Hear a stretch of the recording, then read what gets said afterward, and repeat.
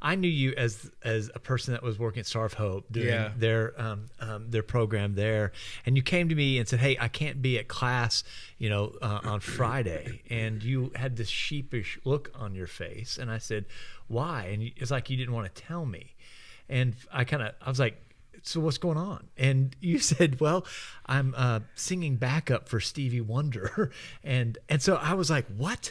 Here during the week, you were running. Did you give him an excused absence? Yeah. Only if Stevie Wonder signed your excused absence. Hi, I'm John Stevens. This is Matt Russell. This is Pod Have Mercy.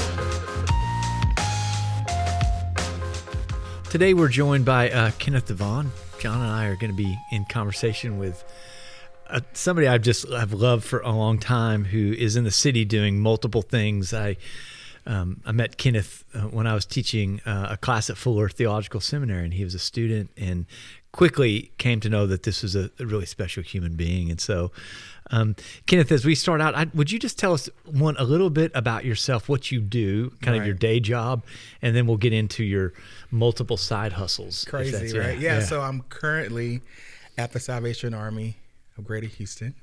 I just transitioned over in the pandemic, which was crazy. So I'm the executive director of navigation services for Greater Houston, which is Harris County, Fort Bend County, and Montgomery County. And so I oversee all of their social service programs. So primarily that's all of the housing programs. We have about 6 or 7 programs that we actually provide rent subsidy for formerly homeless individuals. So we have a team of managers and case managers and housing navigators that provide wraparound services for these individuals and families. And we changed the name to navigation services because we really wanted to kind of be the hybrid from unsheltered street life to stabilization. So navigation is really kind of this life navigation of really helping them we are being the bridge to help them really kind of figure out what their next steps are. And so we have a navigation center in the Midtown area where they can come in and get basic human needs, food, water, laundry and all that. But I came on board 2.5 years ago for really 2 purposes. One is program operations, and the second is really mission coordination. Which is really helping the Salvation Army shift and realign itself back to its mission and the flourishing of all of our programs. And so part of that practically is, hiring people with heart and who are aligning themselves with the values and the mission.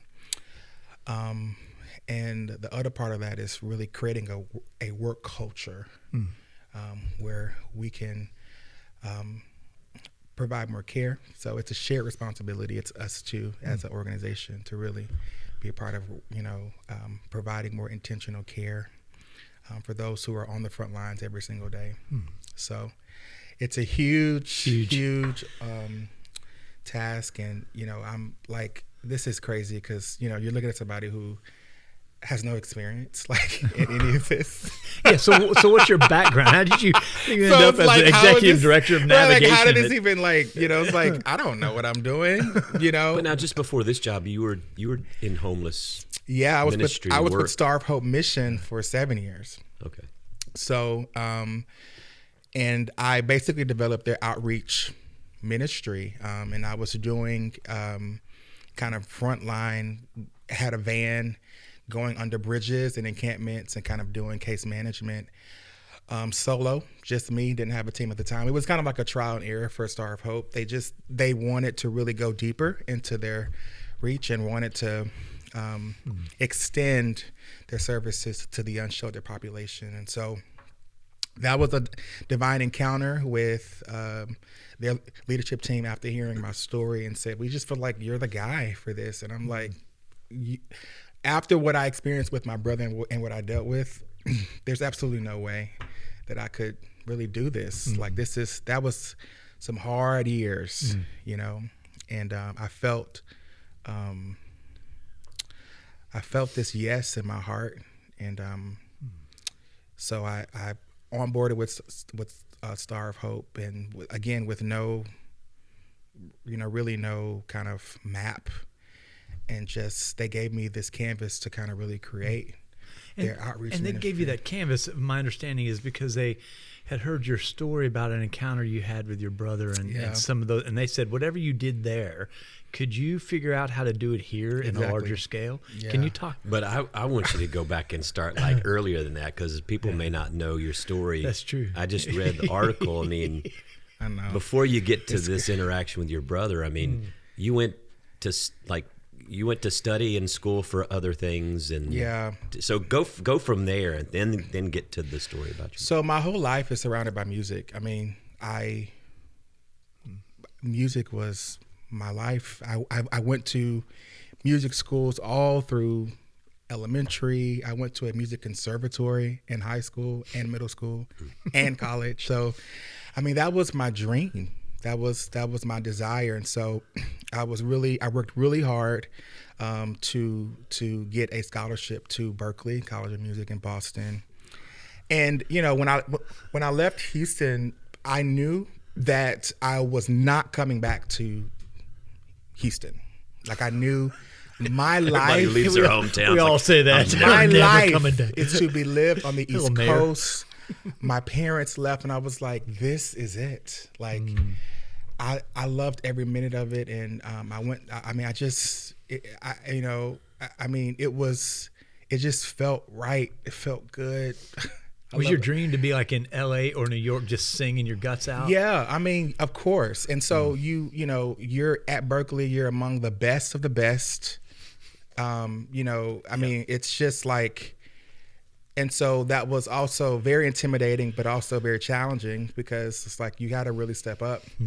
And so it's every man for himself. So the whole goal is to really kind of build yourself and to make these connections and, get on a tour and all that. But I discovered while I was there that they had this major called business management. So I was like, well, okay, I like that. Let me major in that. So my degree is in business management with emphasis in music, in the music industry.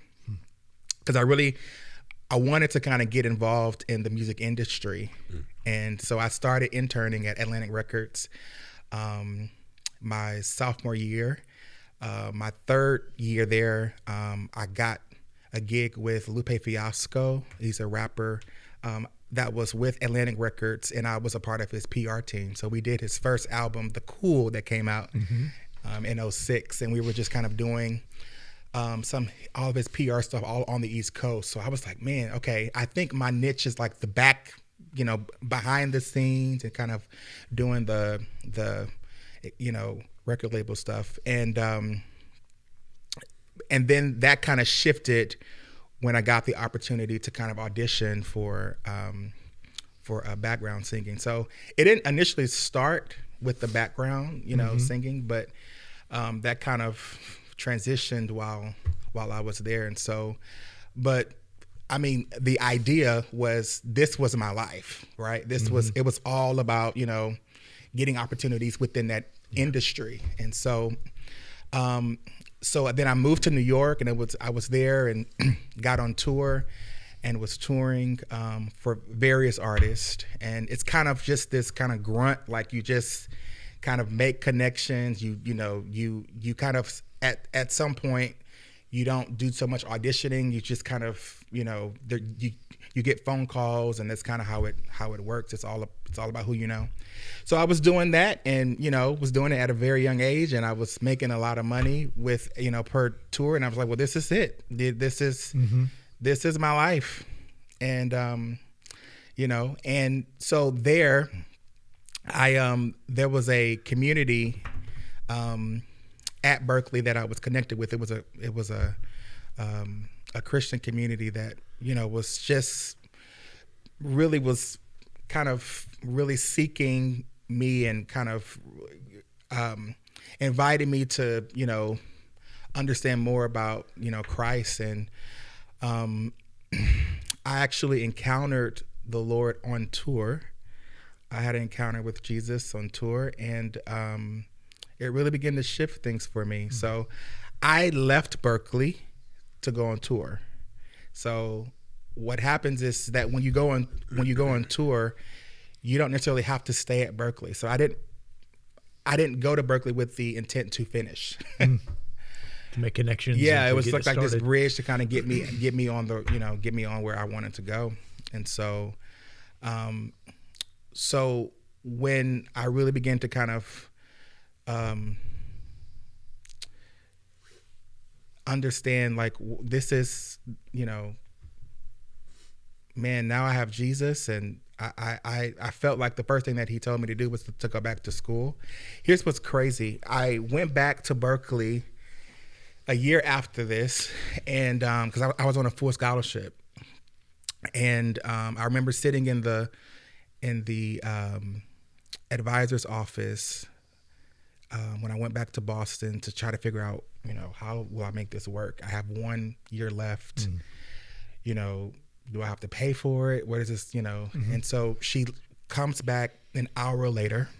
I'm sitting in her office, and she says to me, Kenneth, we can't find your paperwork that indicated that you left, and your scholarship is still valid according to our records.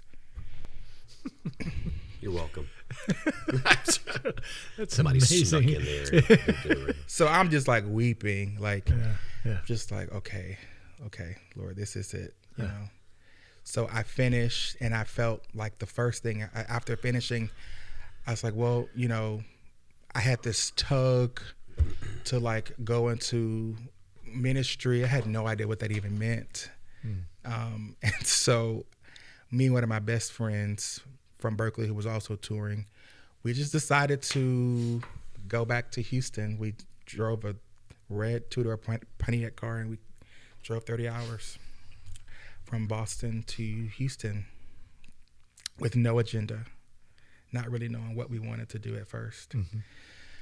And so I just knew that I wanted to kind of get into ministry, and I did not know what that really meant. So that led me to a kind of initial internship for ministry, 101, that I started at Lakewood Church. And then you led worship there for a little while? Yeah, I was there for like 4.5 years. Okay. And there I was still in this kind of like, okay, what is my life? Like, I went to school. I'm not like, I'm there's just this tug of war of like in my heart of where am I and what am I doing? Did I make a mistake? Is this just like, is this all emotions? And, what is this, and I'm wrestling, like, I just came from like the music industry. Like, I don't have money here. They want me to pay to do an internship. Like, this is crazy. Like, and the Lord was just really, just piercing my heart, man, and my character. And so that was like this, that journey, during my internship, and just kind of my introduction to ministry, was trying to figure out who I am and what is my purpose. All I knew at that time was that Jesus was what is making me successful. and so everything since I came to Houston has been built on divine appointments. Everything. It's just been this journey with him of like just giving my yes to him and helping him allow me to understand that my success actually isn't found. It actually finds me. And so I've been on this journey, and it's just been like this crazy ride, And so in the middle of that, I was with some group of friends that we were doing an outreach ministry with Lakewood on the streets of Houston. And it went well and all that. Going back to my car in downtown Houston, there was this gentleman that was running towards me. And I turn around and he's running towards me. And I'm like, I don't know should I leave or stay? And as he's getting closer to me, he starts weeping and crying. And then he starts calling my name. And I could not recognize him until he got closer to me. And our eyes connected. And I realized that this person was my blood brother who I had not seen in over 15 years. So, background of that is that he was, he had been addicted to drugs since he was 12 years old. And, just really was, he had just a really rough life. And I had heard stories about what he had encountered and what he was doing, but I've never seen him since, since he left. And this was before I even moved, to Boston. So, seeing him for the first time was like, it was I can't fully describe in words, that moment. I know I had an anxiety attack. But that moment shifted the trajectory of my life, and how I see life and how I live life. And so I ended up taking him in for 2.5 years. So you see him on the street, and then you take him home that night. We spent 13 hours initially together that first encounter. Wow. Straight. Literally. I mean, I remember sitting at Whataburger. That was the only thing that was open. And he just told story after story after story. And it was like someone was putting a knife in my heart and stabbing me while smiling. I just could not believe this was his life for this many years. And of course, he made some, he had some faults in it, and, he didn't do everything right. But, it's different when it's your brother. It's like, you don't really care this is all you have, And so, yeah, I decided to take him in without anybody knowing, because I knew that if I did, the police would be at my house the next day, because, nobody trusted him. And, his addiction led to behaviors that, Yeah. So those 2 years, I'm still, I don't know really what I'm really doing as far as like my job, or I'm still trying to figure that out. But he became my project. He became my whole focus. I remember I had a new Apple computer, and Google was like my best friend. And I would Google everything. I would figure out, my idea was I needed to understand all of these different programs and these rehabilitation centers. And we met with at least 30 people, 30 organizations, and going from this place to this place, trying to, get him the appropriate care and counseling. And we did it all. And it was exhausting. It was probably the most, it was the hardest 2 years of my life, in every way. I remember sitting in church one Sunday, and the Houston Police Department called my phone. And I remember rushing out into the foyer, and I answered the phone, and they asked me, "Is this Kenneth?" I said, "Yes." This is, Officer such and such, and we wanted to let you know. And my phone dropped, because every day in my house, that was the anxiety of, will his decisions, kill him? Will he live or die? And so it was just this constant stress of, so it was just, there was deep valleys, and we had some great mountain moments as well. But he was just so deep in his addiction, and he had this yearning to be on the streets. It was almost in his DNA. He's just, it's just, that's all he knew. And so, there were nights where he would call in the middle of the night, and he would be at this abandoned house in the middle of Third Ward, and he would say, "Hey, can you come and get me?" And it's like things that you would see literally in the movies, where you go into an abandoned house, there's no running water, there's no electricity, and you see him in the corner, and he's sweating, and you just like dragging him out, taking him home, and feeding him, bathing him. This was my life for 2 years in private. And I was at a coffee shop in downtown Houston. And at this point, I had transitioned him to a facility in Galveston, Texas. And I'm just sharing that I met this Indian lady who was at a coffee shop, and I'm sharing the story as I'm sharing it with you. And I get an email from her the next week or so, and she emails me back, not knowing at the time of our conversation. She emails me back and said, "I would love to talk more about your story."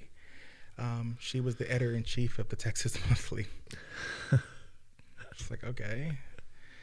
And so, we go through that process. And so she sends me this draft, and it's just like Berklee grad, sings with, and she's just kind of, blows it up.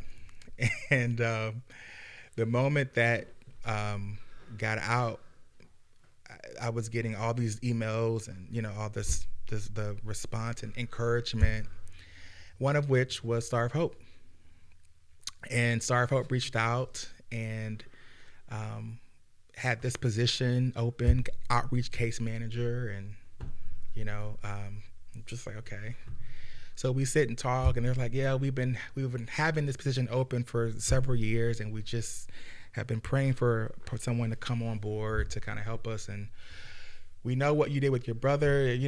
Take a look at it and see if that's something that you would be interested in." And I'm like, "Well, let me just clarify something. You want me to do what I did with my brother to the entire city of Houston, like to the whole homeless? Like, are you insane? Take them home, bathe them, clean them up. It's like, are you pick them up are at you out 3 of in your the morning? mind? It's like I had so much, like that was the worst years of my life. Yeah, like, I didn't do the article right. Did that sound like that was a lot of fun?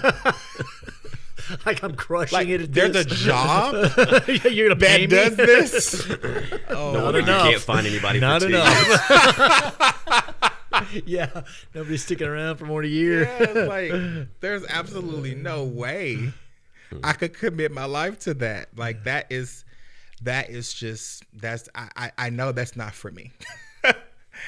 And that night there was this tug of war, and there was this inner peace.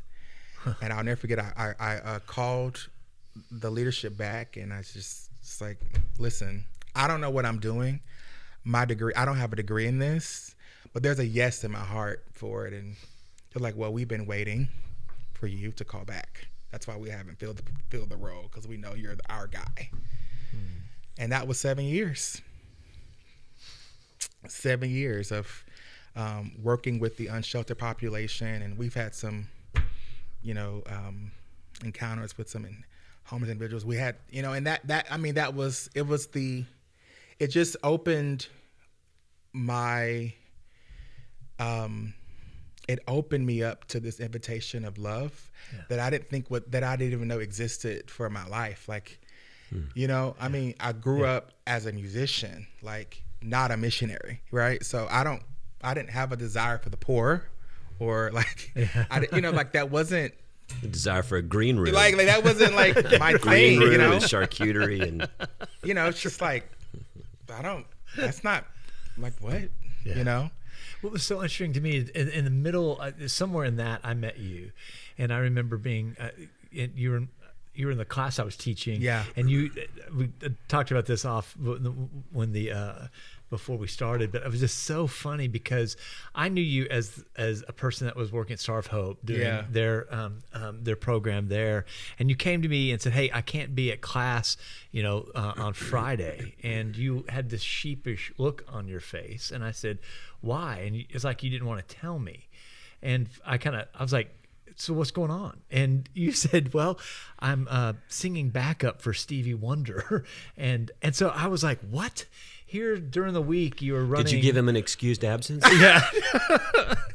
Only if Stevie Wonder signed your excused absence, right? So I mean, so you still have this I was like, who is this guy? Yeah, that was really hard. I mean, because I didn't want to let you down. Well, I really wanted to be. But he didn't want to let Stevie down. No, listen, you chose wisely, Grasshopper. He didn't want to let either one of you down. But let's say, wait, like Stevie or Matt. This, like this program that you're developing with homeless folks, and I mean, I call you with the homeless guy that I've befriended. It was like, how do we get this guy off the street? 3 months later, this guy has permanent supportive housing because of you. But then you're like singing with Alicia Keys on the weekend. Yeah. I'm like, how do you make sense I'm definitely choosing Alicia Keys over you and Steve. Right. Yeah. I choose Alicia Keys over me. So, but that's it seems like that what the Lord had done was not like make you choose, but you're like, there's a creation of both your music and this gift or passion that God's given you, and both of those somehow work. I mean, that was a journey, because there was a season where I found myself like mourning, like grieving, like what is, because these were very abrupt like transitions, I mean, I radically left everything and drove to Houston, like in a week, and when I got here, I'm processing what is going on, Lord, what is happening, and was all those wasted years, and will I ever in many ways get that back, or what is that? Is this, and so it was a journey, and it was a struggle. Like that wasn't easy, and again, through a divine encounter, I took my best friend to, we actually, and this is how Stevie, the whole Stevie Wonder thing even came about, is my best friend had a 30th birthday. We decided as a group of guys to surprise him, because we had some friends at the time who were on tour with Stevie Wonder. Okay. And we bought a ticket and we flew him out to Kansas City. And after the first show, we went backstage and we met Stevie and all that. Well, Stevie Wonder's at the time vocal producer was one of my old professors. So we kind of connected, and it's like, hey, what are you doing now? And I'm like, I am working with homelessness. Like, he's like, under a bridge. Like, are you okay? Do you need some encouragement? Or it's like, I need some encouragement. It's like, I'm kind of loving it. It's just. Yeah. He's like, okay. He kind of brushed me off, and he took my number. Well, that Tuesday he called me and he says, listen, I know you told me something about homelessness you're doing or whatever, but we had a guy that had to go back home for emergency leave, and we need a sub. And so I thought of you, and I don't, if this is possible, like, we would love for you to join the rest of the tour. And I remember driving, and I was like, yeah, sure. Like, I mean, who's, yes. Stevie Wonder. Yeah. And so I, after the phone call, I'm like, how in the world am I going to make this work? Like, I have a job. I'm at Star of Hope. Like, this is, and I went to Star of Hope and was like, listen, this is the deal.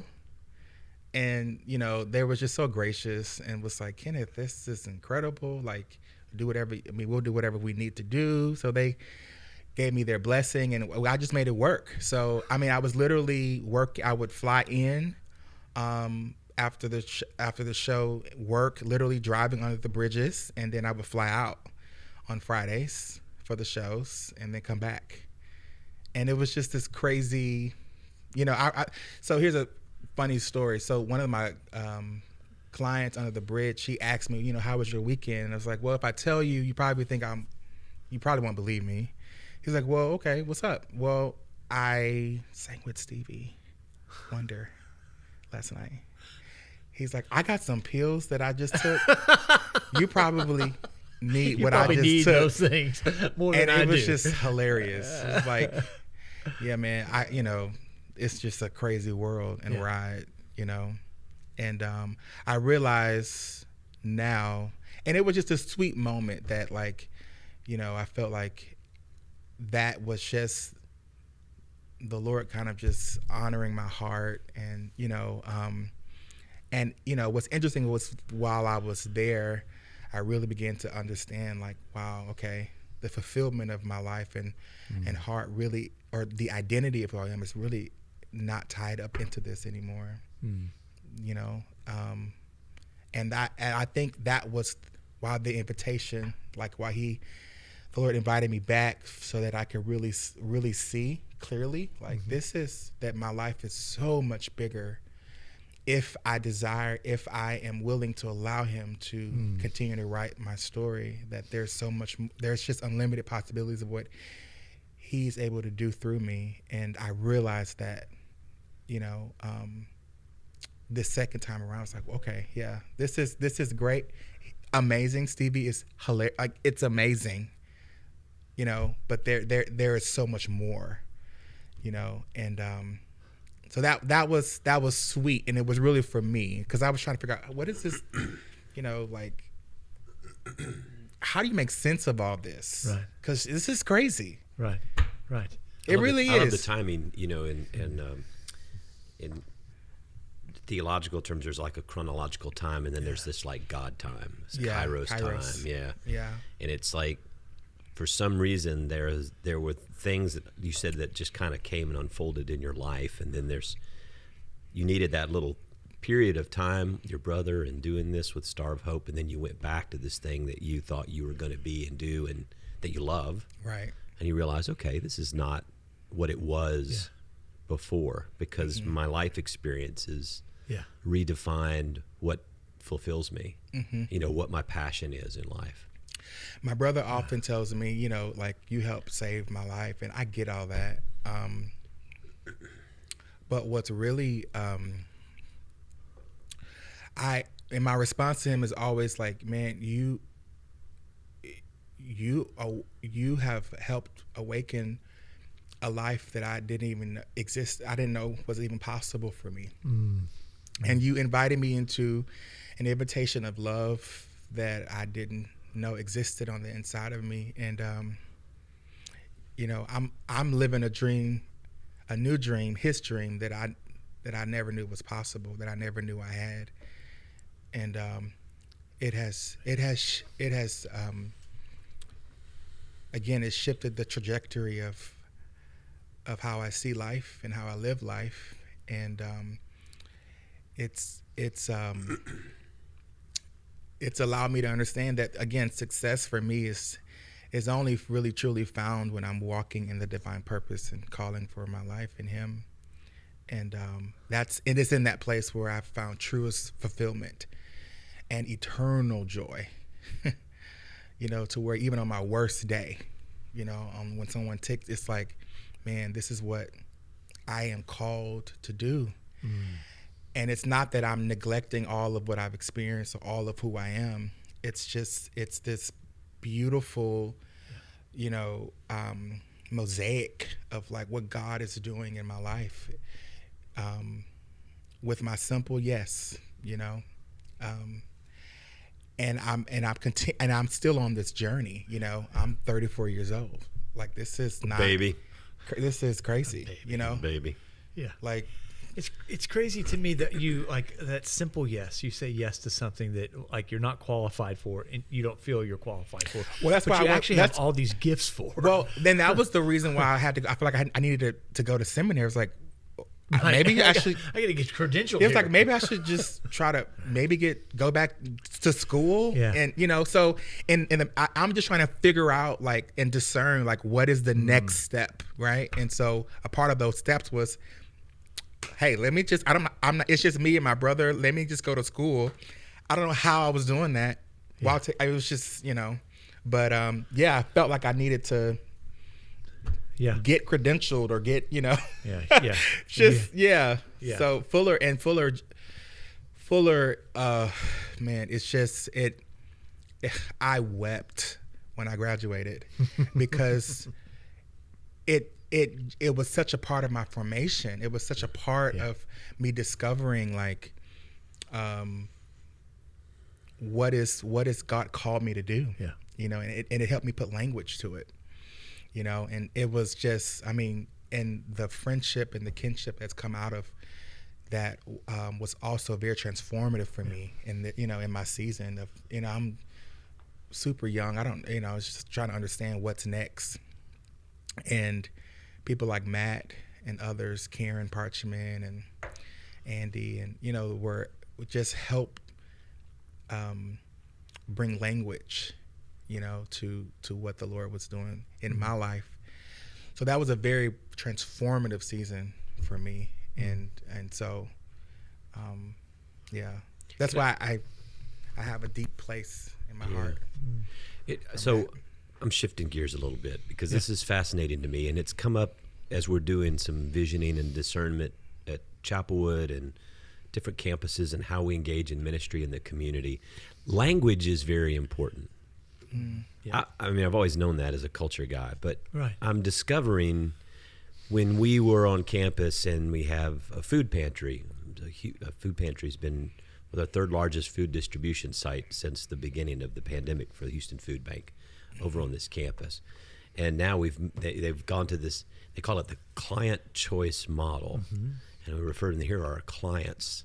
And as we were doing some brainstorming, there were some young, there's just some young, way more innovative and creative and smarter people than I'm. There's like, client just such a transactional kind of, why don't we use community or is there other language we can use? Is there other language that we can use that make neighbors, make the people who come in? Because what happened was there were folks that come to the food pantry to get food. They were there volunteering and helping to prepare for the thing. So, we have clients helping us today volunteering. Right. And I didn't think about it until that came up. You used the term, a couple of terms, navigation. I love that term. And you also use a word that I think is probably foreign to a lot of people who sit on the top side of society.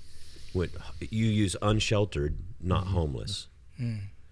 Talk about the language and the transition of why is it important that we think about the words that we use? Language brings people into community, So when I refer to our unsheltered population as friends or neighbors, or even those who are sheltered as guests versus clients, or people who are in our housing programs as participants versus clients, they're participating with us in our programs.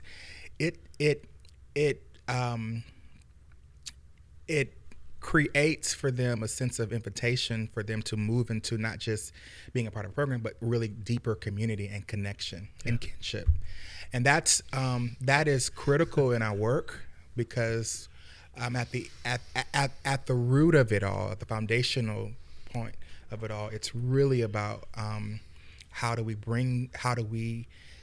connect them to community. Housing is just the first step, right? The food box is just the first step. That's right. Right. And so we a part of our mission coordination is really bringing in and surrounding our team to understand how critical language is because, and then, a part of it too is, it triggers trauma also for certain, individuals where a client is, for some it's considered a case or a number, right? And so how do we use different words and language to help shape community around them and to help them reimagine what that looks like? So a part of that is how we engage with them, and the words we say matter. Mm-hmm. They truly matter, and that's been a huge part in shaping our culture now, is that we care even with the words that we say. and how we engage with our I think homeless that folks. I think that we try to do this podcast to speak faith, but hopefully to people that are not in an overly staid way, right? That can people who may say I'm spiritual but not religious, or I don't do church, or I don't like church, I don't connect to church. But we also have people that are in the church that listen to this. I wonder, there's been such resistance around the language. People want to say, well, that's just the push of the woke generation and the political correctness, and the old words worked fine. And I'm learning that when I hear the rationale, this is what I think would be very important for no matter where we are on the spectrum of our spiritual growth or self-awareness, is that ask people why those words are important to them. Yeah. Ask them why they use those words. Yeah. When you explain why you use those words, it's very biblical. We want you to be in community. We are connected. We don't want you to feel like you are an outsider or an outcast, or you're not worthy, or you only are valuable to us in this moment for this transaction. Right. But that you're actually you're with us on this whole journey. You might be unsheltered right now, and I might be sheltered, but we're still two human beings who are on a journey together. Yeah. It's huge. It's huge. I remember being somewhere where I called someone an ex-con. He had spent a long time in prison, and he came to me later and said, "Hey, would you think about that language?" And I was like, "Yeah, help me with this." He said, "Would you think about calling us and using the language of a returning citizen?" And I was like, "Damn, yes." Because that all of a sudden I saw a prodigal son coming back home, right?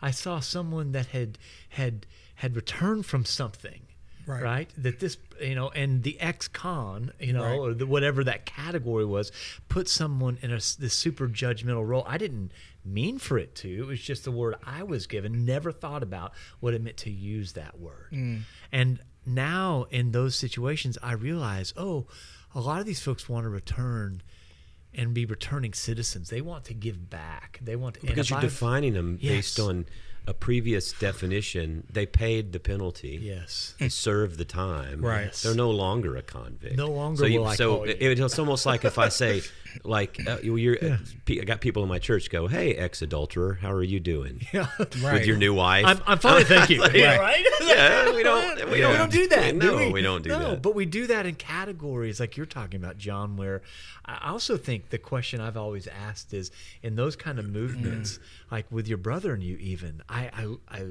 as I've gotten to know you, I wonder who got saved in that. Your brother for sure, but you got saved. Absolutely. And so there's a mutual saving that the Holy Spirit does in the middle of that. And if language keeps me away from that experience, I'm impeding something that the Spirit wants to say, hey, there's a oneness of God that's going on here.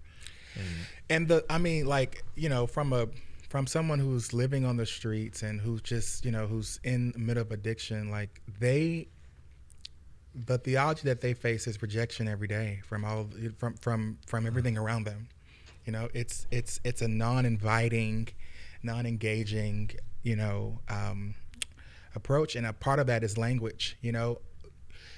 Before you tell me what the rules are, tell me what's possible for my life. Tell me what the unlimited possibilities are for me. That could help me reimagine what is next, or what could be next for me, versus telling me, take that off. We don't, how many bags you have, how much do they weigh? And so,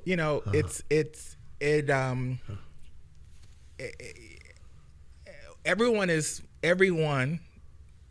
is wanting to belong. And that was one of the things that I felt like me and my brother, that's what drew us closer together, because I saw my brokenness in him, and he's, and so we share this deep brokenness together, and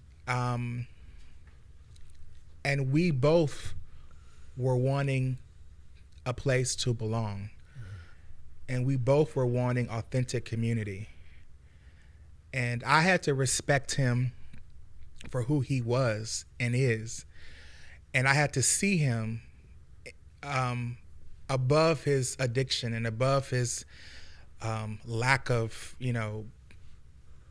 education and all that. And it challenged me to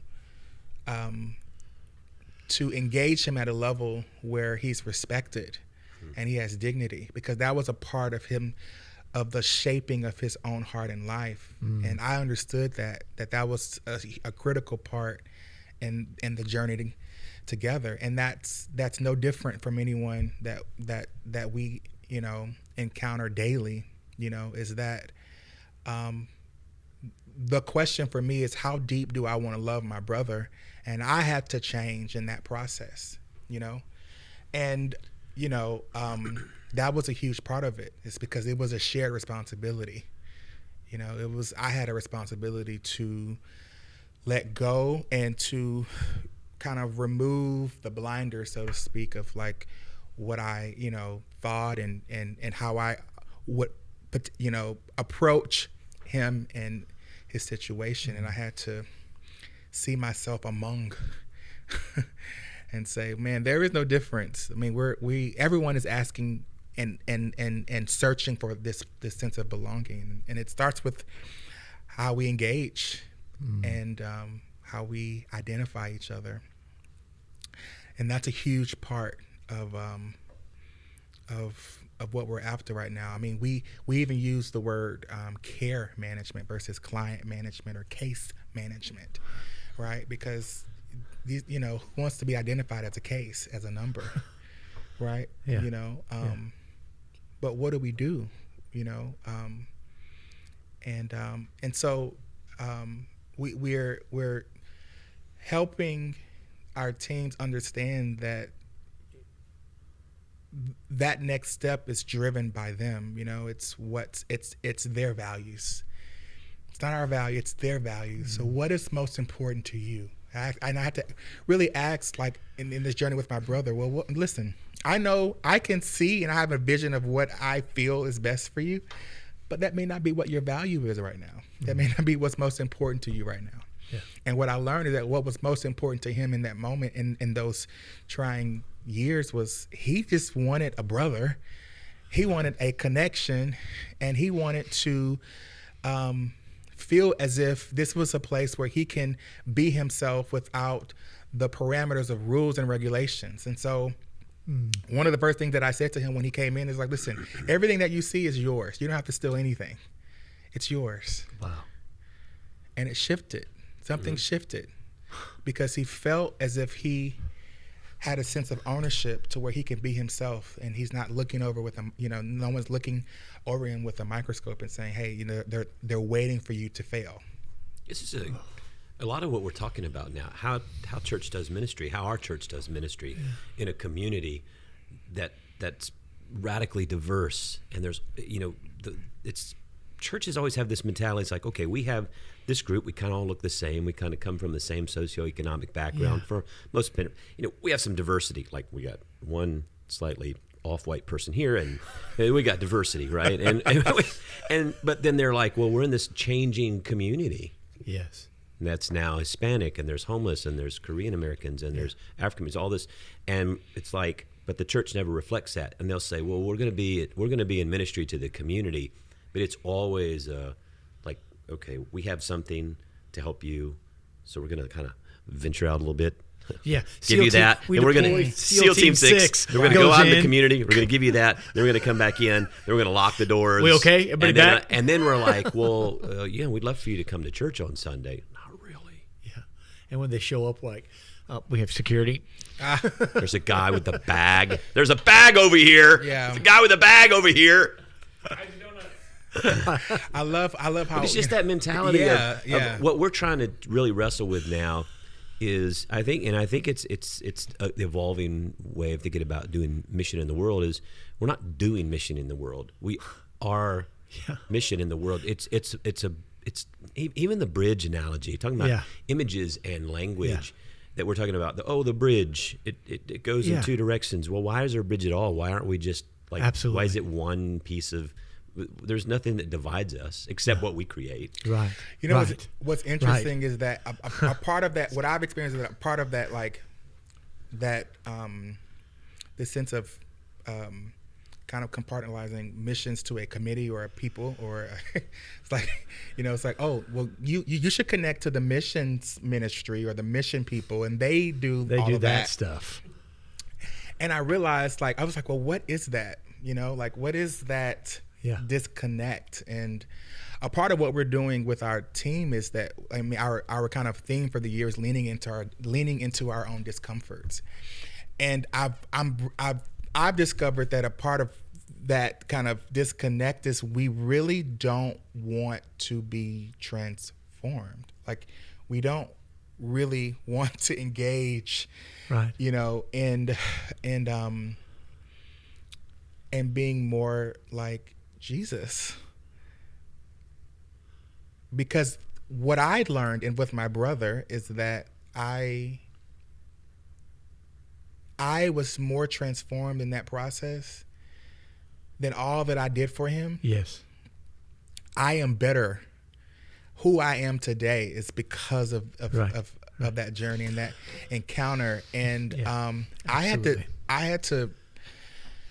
to get rid of some stuff, you know. I was going to say, Jesus was not about imparting information. Jesus was about transformation.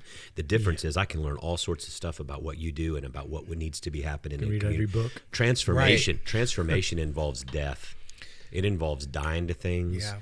It involves giving up small idols or large idols in your life. Transformation involves this metanoia, going beyond the mind in a new direction. Yes. And most people are like, I'm good with information. That's right. Well, since we've reduced Christianity to information, right? Mm-hmm. And so we say, you tell me what you believe. Okay. Yes, you're a Christian. Why? Because I said the right words, right? But Matthew, is it 24, 25? What's the one, the sheep and the goat, the separation of that? Yeah, it's there towards the end. Towards the end of Matthew. That's how I should have said that. The back of Matthew. I'm sure you Baptist folks know exactly what I'm talking about. But it's that ought to mess us up a bit. Mm-hmm. That at the end of that, where Jesus says, you know, many will come to me on that day and say, Lord, Lord, you know, I cast demons out in your name. Yeah. You know, and he's going to say, wait, did I meet you at a cocktail party? Because I do not remember you. And other people are like, I don't know who you are. I was just showing up at a homeless population. You know, shows up a lot in shelter Matthew, population. Where he said, I think it's in 7 where he says, not everyone who calls me Lord, Lord will enter the kingdom of God. So it's about doing. Only those, he said, only those that do. Only those that do. This is scary to me because I don't know in this conversation how much of a Christian I am, right? I mean, I want to be more of a Christian, but I think sometimes I have been so seduced by the right thinking about God that might save me from having to really do anything, right? And so I'm saying that with the hope that there's still hope for me. Right. But when you say that, John, it's like, if it comes down to that, like, Lord, keep being patient with me and drawing me forward into something deeper. Because I think at the end of the day, we want that. We're just afraid. You know, I think most of the people I'm with want that kind of, like, when you begin and John begins to describe this kind of thing that God's doing, we want that. I'm just afraid. And is there going to be someone there that's going to say, oh, you can die to that. You're going to let go of stuff that at the end you're going to say, why didn't I do this earlier? You know? Right. And I think that's what as pastors and as that's the learning anxiety. You have to cast a vision. Learning anxiety is I'm afraid that I can't live into that. Yeah. Like what you're calling me to be and how you're calling me to live. I'm not sure I can do that. Yeah. I'm not sure I can do that. I'm not sure I'm capable of that. Yeah. So leaders have to help people say, you can do this. Yeah. We can do this. We can do this together. I like that. Yeah. We can do it together. How are we doing on time? We're at 55 minutes. I do have one thing I would like to, because I think it would help me, because I'm selfish and this is the way I go. Houston, and you, and also you're a skilled practitioner in this whole realm. In the last few years, and of course, pandemic has been in the forefront of everything, but I'm just going to use homelessness because that's the way it's been talked about in the city. Yes. Right. And our mayor they did this thing where like the tents and everything under 59 down you go to Minute Maid, every once in a while they come and they clean all that out. They're going to say, we're going to move. I don't know where they move them to, but they're going to move them out of certain places.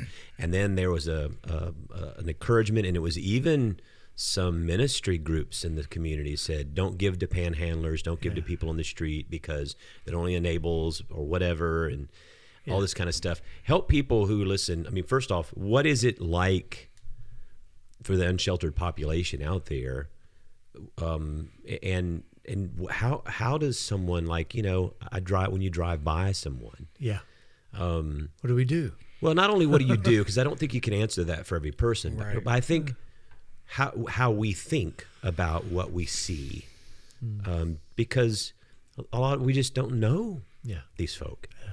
I don't know that we take time to know these folk. Exactly. Yeah. I mean, and I'm gonna speak from the perspective of me on the streets.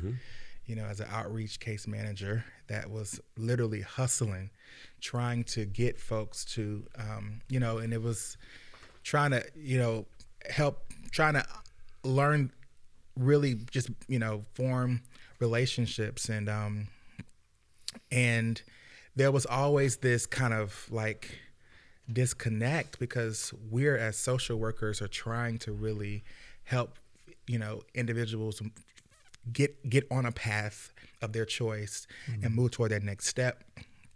And then we have community that really wants to be a part and they want to play a role. And so, so what was happening is that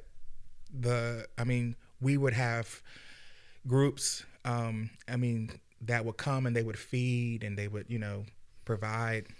And then Monday we would deal with all of the food poisoning and all of the different things, diarrhea and all that we would have to, that would in many ways like deter us from, the next steps. And so, we would encourage groups, hey, there's Monday through Friday, there's groups of people that, or have either soup kitchens or that have the permits and all what they need in order to, provide those. Finding intentional ways to engage, that it's helpful, or thinking about different opportunities that could help us and moving towards what that next step is. And so that was on a ground level, man, that was a little bit frustrating because we're like, we were building rapport and building relationship, but all their needs are met on that corner. They get everything that they need. So why do I want a home?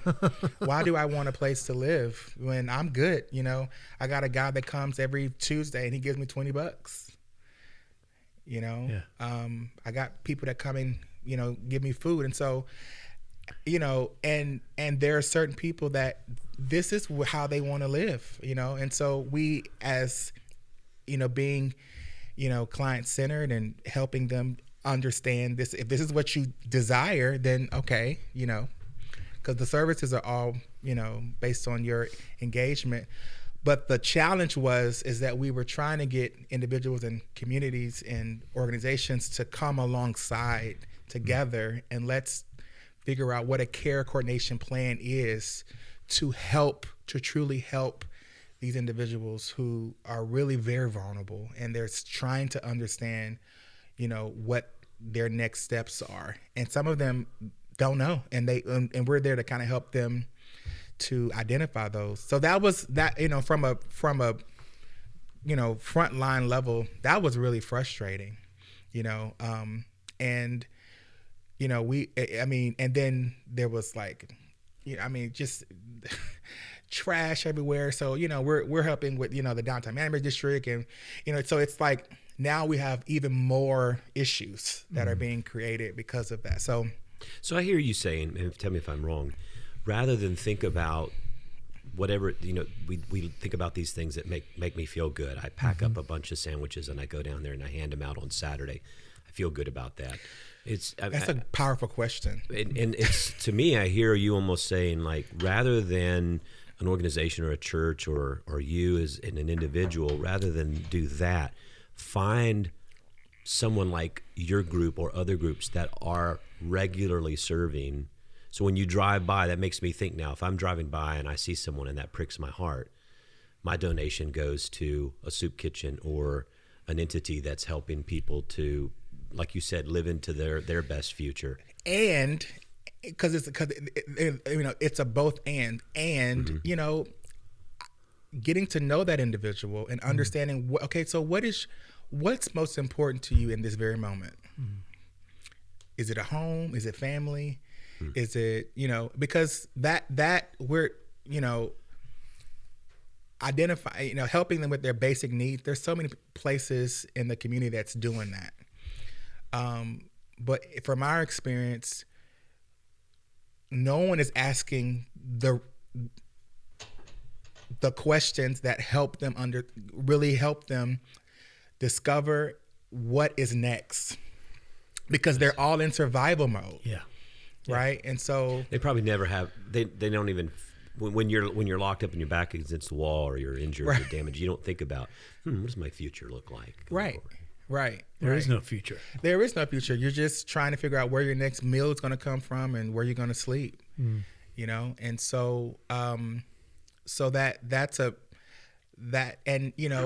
and we tell folks all the time, if you feel like if you just feel in your heart, that's what you want to do. I mean, give, but I would never tell anyone don't do it. Yeah. But I would hope that it would, seeing people on the corner or when you run into someone, that there would be more that we would think about, more that we would figure out how to participate and help at a broader level. Yeah. Right. And a part of that too is educating the community of what resources are available, and in the city of Houston specifically, which is one of the cities that's leading the nation in, and I use this in quotations, ending chronic homelessness. There's so many opportunities for any individual or family to move towards supportive housing and services. Yeah.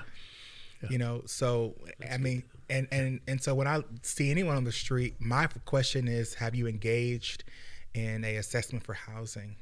Oh, I don't know what that is. So that's my first. Yeah, I'm providing your basic needs, but I'm after stabilization and stability for you. Yeah. I'm after a long-term solution. Yeah. And that's always my target, is to help them navigate towards what their next steps are. What do you need? ID, social. I mean, those are the types of things that these individuals really need. There's only one service provider in the city that provides IDs and socials for the entire homeless community. That's Main Street Ministries downtown. Really? It's one. Only one. That's nuts. Yeah. Right? And so educating the community on what are the needs, what are the real needs, what are the critical needs, how can they engage, and that's a part of it too, because if you don't know what's available or what the resources are to help, you're